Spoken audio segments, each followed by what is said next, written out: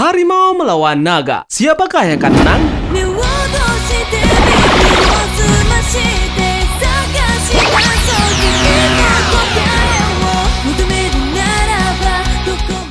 Hei, yuk sama Gon. Kali ini kita akan coba membahas kekuatan dari kapten kita, Shibaka Sencho Monkey D. Luffy. Seberapa kuat dia sebenarnya melawan Yonko Kaido? Apakah jurus baru Dragon Calverin atau Tiger Man yang akan digunakan Luffy? Hits, sebelum kalian masuk ke daftar, seperti biasa aku butuh bantuan kalian untuk membangun channel ini dengan cara klik tombol subscribe di bawah, oke? Jadi, langsung saja. Mari kita berlayar!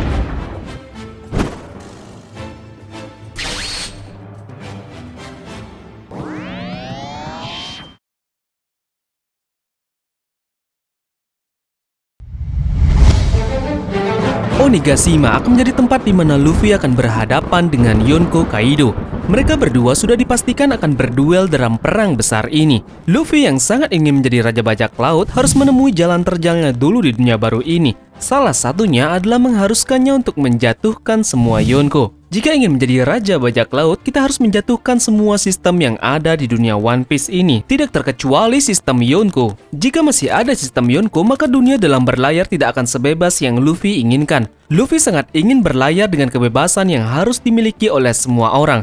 Semua orang tidak akan takut lagi untuk berlayar ke suatu wilayah, karena saat ini Yonko ini menguasai beberapa wilayah kekuasaan mereka masing-masing. Jadi jika ada orang yang mendekati wilayah kekuasaannya, maka itu akan menjadi masalah dan bahaya besar bagi seseorang. Ada 4 Yonko di dunia baru ini. Mereka adalah Kaido, sang raja binatang buas; Big Mom, wanita terkuat di semesta One Piece; Marshall Deathich, monster yang mempunyai 2 buah iblis sekaligus; dan Akagami no Shanks, master haki sekaligus orang yang paling misterius. Kali ini Luffy menjatuhkan pilihannya dulu ke Yonko Kaido untuk dikalahkannya. Kaido sangat tepat menjadi pilihan Luffy yang pertama karena dia berhubungan dengan Doflamingo, Sukuming, dan juga sorotan dari Wano Kuni yang menjadi negeri yang sangat tertutup. Dia dan Law sudah beraliansi untuk menjatuhkan Kaido yang memulai rencananya dari dihancurkannya produksi Smell yang menjadikan pasokan kekuatan dari Kaido. Dilanjutkan dengan hal mengalahkan Doflamingo yang mempunyai pasokan senjata di dunia bawah. Setelah Doflamingo dikalahkan, sangat jelas Kaido murka dan Kaido menargetkan Luffy dan Law sebagai ancaman serius. Dalam perang Onigashima nanti, Luffy dan pasukannya sudah bersiap untuk menunjukkan kekuatan mereka dan menjatuhkan Kaido di antaranya. Mereka sudah membentuk banyak aliansi. Satu contohnya adalah munculnya Marco the Phoenix yang membantu Luffy nantinya. Dalam perang ini sudah jelas Luffy akan melawan Kaido. Namun sedikitnya Luffy akan membutuhkan bantuan dari beberapa orang. Di antaranya adalah Zoro yang mempunyai pedang Enma yang dikatakan akan membantunya dalam pertarungan melawan Kaido. Ada juga Kid dan Law yang akan mendapat jatah juga sedikitnya dalam menumpangkan Kaido ini. Dan tak kalah heboh, nantinya akan ada bantuan tak terduga dari Yamato yang notabene adalah anak dari Kaido yang membelot ke Luffy dan kawan-kawannya. Namun yang paling berperan penting di sini adalah Luffy. Luffy sudah jelas mendapat sorotan di sini karena merupakan char utama. Setidaknya Luffy akan mendapat jatah last hit dari tumbangnya Kaido ini. Namun bagaimana caranya Luffy mengalahkan monster yang tidak bisa mati ini?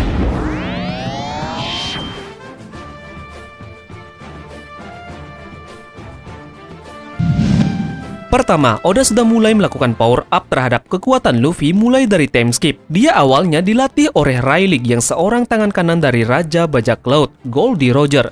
Mereka berdua melakukan latihan untuk menguatkan haki dan juga buah iblis dari Luffy. Dan kemudian itu pun di-up lagi oleh Oda pada saat di Dressrosa, yang dimana kekuatan baru Luffy kembali dimunculkan, yaitu Gear 4 Bunchman. Kekuatan itu berhasil menumbangkan lawan sekelas Doflamingo.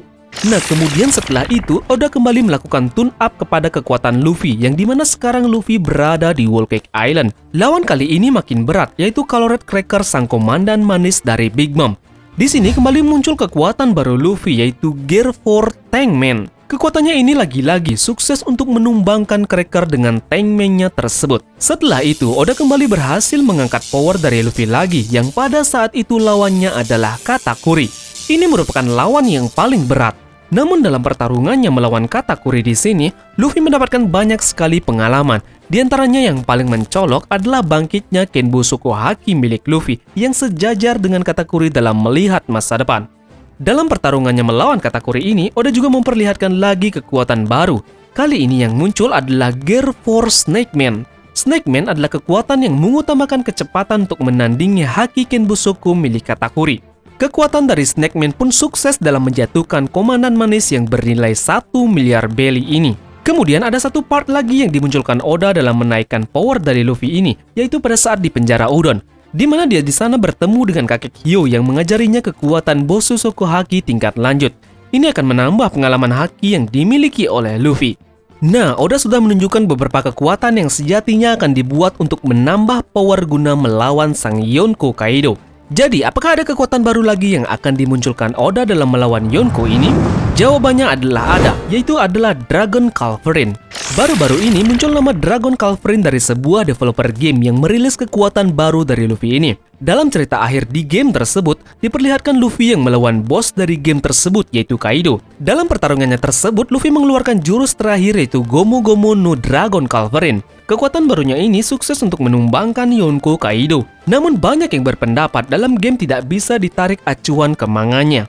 Nah, ini sudah dijelaskan oleh developer game bahwa mereka dalam membuat suatu animasi ataupun kemampuan karakternya, mereka harus meminta izin resmi ke Eiichiro Oda terlebih dahulu sebelum mereka publish langsung game tersebut. Ini sama halnya dengan One Piece Movie, yang dimana pembuat film harus minta izin ke Oda terlebih dahulu tentang karakter villainnya. Nah, pembuat film ini harus meminta izin ke Oda buah iblis apa yang akan mereka gunakan untuk villain utamanya dalam movie-nya tersebut. Jika rasanya Oda, tanda kutip, tidak membutuhkan buah iblisnya tersebut dalam manganya, mereka akan diperbolehkan menggunakan kekuatan tersebut. Nah, dalam hal ini, Tamagon yakin mungkin Dragon Calverin akan dimunculkan, meskipun bukan dalam last hit atau seperti dalam video gamenya. Nah, dalam pertarungannya, kita semua tahu bahwa Luffy sangat sering belajar kepada lawannya dan sering membuat suatu analisa terhadap lawan-lawannya. Seperti yang ia perlihatkan saat melawan Katakuri. Snake Man dikeluarkan karena kemampuan Snake Man lebih menonjol kepada attack speed. Haki Kenbusoko dari Katakuri akan sedikit lemah terhadap serangan ini, dan seperti biasa, Luffy menambahkan beberapa nama binatang dalam nama serangannya. Ular yang diketahui mempunyai kecepatan dalam berlari dan menyerang musuhnya akan sangat cocok dengan gaya bertarung Luffy dalam mengandalkan kecepatan. Kemudian kita beralih ke Dragon Calverin yang dimana lawan Luffy adalah seekor naga. Di sana mungkin Luffy akan membuat inspirasi dari kekuatannya yang dimana tubuh dari Luffy akan diselimuti awan layaknya naga. Sedikit bocoran bahwa dalam akun Twitter bernama Dreamers.ego, dia mendapat info dari beberapa One Piece maniak yang ada di Jepang. Mereka mengatakan bahwa hal ini akan benar-benar terjadi. Namun mereka bilang bisa saja ada kekuatan baru yang akan muncul selain Dragon Calverin.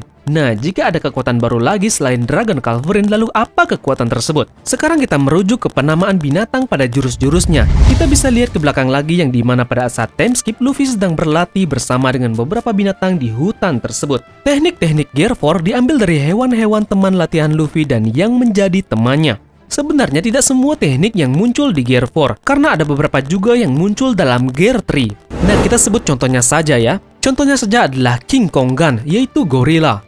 Rhino Snyder, yaitu badak. Leo Bazooka, yaitu singa. Black Mamba dan King Cobra, yaitu ular. Grizzly Magnum, yaitu beruang. Dan Elephant Gun, yaitu gajah. Nah, sekarang kita coba lihat apa yang belum dimunculkan dalam teknik Luffy. Gorila, badak, singa, ular, dan beruang sudah dimunculkan dalam teknik Luffy dari Gear 3 ataupun Gear 4. Nah, 3 lagi belum dijadikan nama teknik oleh Luffy. Mungkinkah ketiganya adalah bentuk layar Gear 4 yang akan muncul melawan Kaido nanti? 3 hewan tersebut adalah macan, buaya, dan juga rubah. Nah, jika ular mendapat posisi spesial karena namanya dijadikan bentuk Gear 4, yaitu Snake Man. Lalu dari 3 itu, mana yang cocok untuk keluar dalam kekuatan baru melawan Kaido? Menurut Tamagon, Tiger lebih cocok keluar lebih dulu melawan Kaido nantinya. Jika Bondsman adalah bentuk Gear 4 yang mengorbankan kecepatan namun memiliki kekuatan, dan Snake Man mengorbankan kekuatan namun memiliki kecepatan. Bagaimana jika Tiger Man adalah bentuk Gear 4 yang seimbang antara kekuatan dan kecepatan, sama seperti seekor macan? Balance dari kekuatan Luffy akan sangat diutamakan di sini.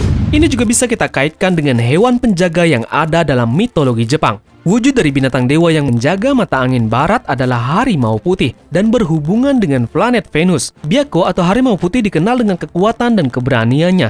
Ini mewakili kekuatan dari teknik baru Luffy yaitu harimau putih. Nah, berseberangan dengan Kaido yang digambarkan dengan binatang naga. Seiryu dilambangkan dengan naga biru atau Azure Dragon. Warnanya sama persis dengan naga biru yang diwakilkan oleh Kaido. Serium menjaga arah mata angin timur. Ini berseberangan dengan harimau putih yang menjaga arah barat. Jadi, naga melawan harimau. Mana yang kalian jagokan untuk menang dalam pertarungan nanti?